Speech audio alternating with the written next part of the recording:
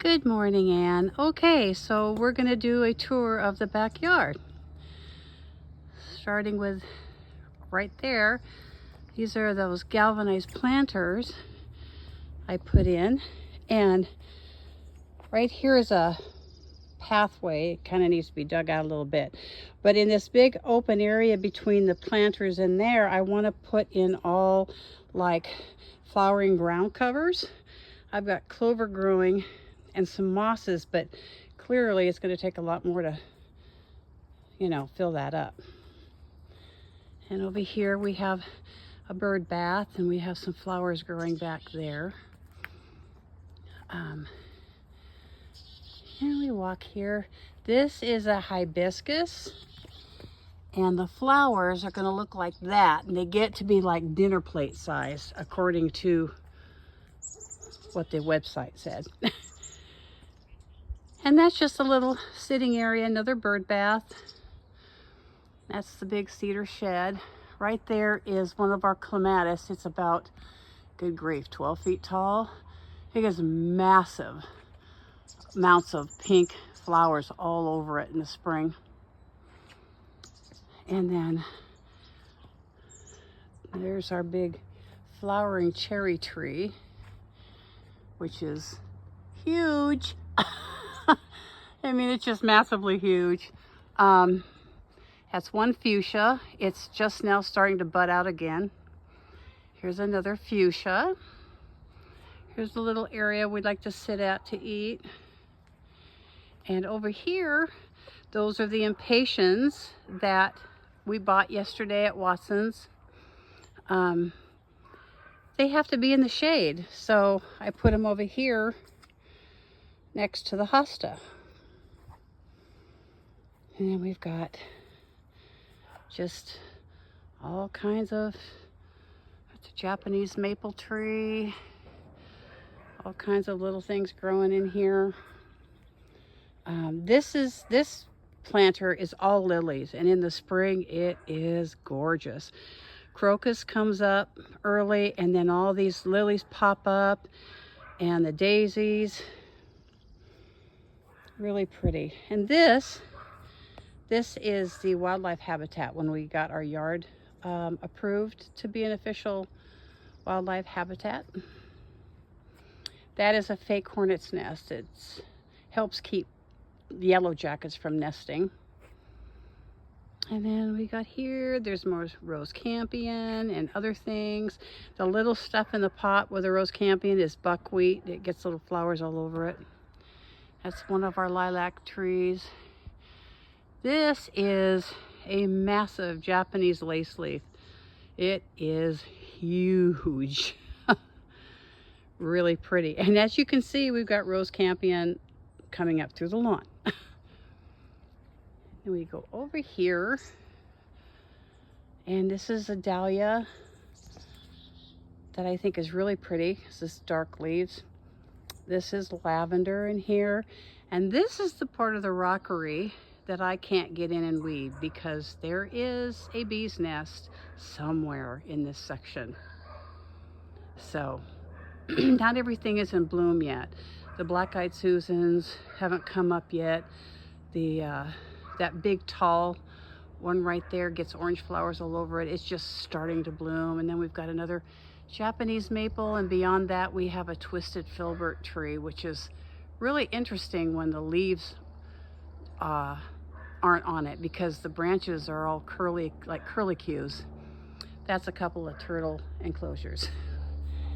And we have a couple benches here that we sit at. This is one of the roses I told you about. It's a beautiful coral color. I mean, look at these, aren't they pretty? But look at the buds on that stem.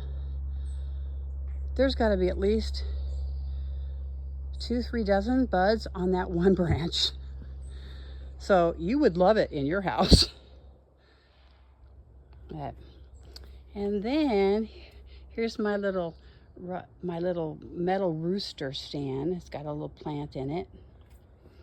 Bruce found that rooster on the side of the road, brought it home to me.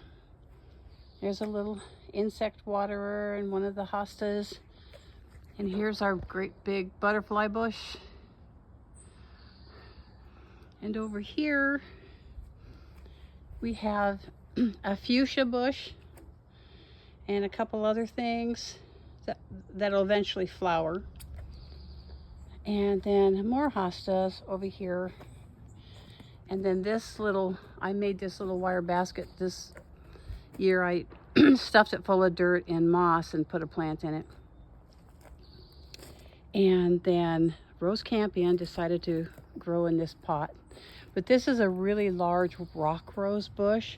It's not blooming much right now. It was exploding with blooms, but it's really pretty when it's in full bloom. Wow, this is already getting to be almost 5 minutes long. Okay, so now we're walking into the side yard. And this is the sitting area right here. We have benches here and a big old bird cage. And then I made this shelf a few years ago and painted it. And then here's some more flowers. We have all this lovely fencing around everything because wildlife keeps crawling up and decimating my plants if I don't. That right there is a huge black-eyed Susan. This thing gets massively huge. And then this is one of our climbing roses.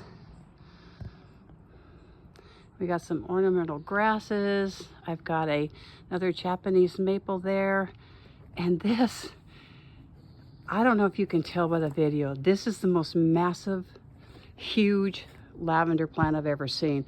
Look at it. It drapes all the way to the ground. It's crazy.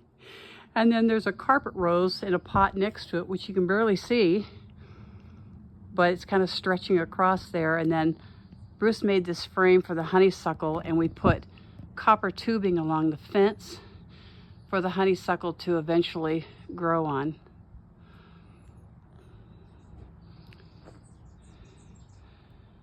And there's my little succulent plant and my turtle pavers underneath.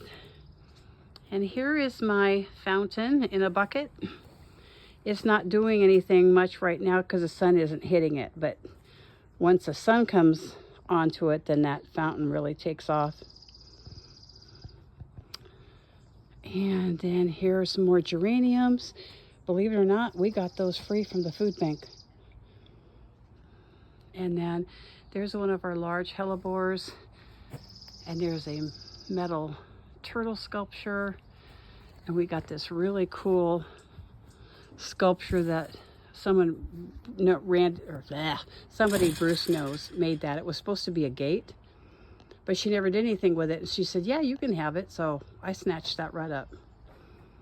And here's another very large hellebore. Okay, so I am going to end this video for now and make a second one of the bee garden because this is already 7 minutes. Bye.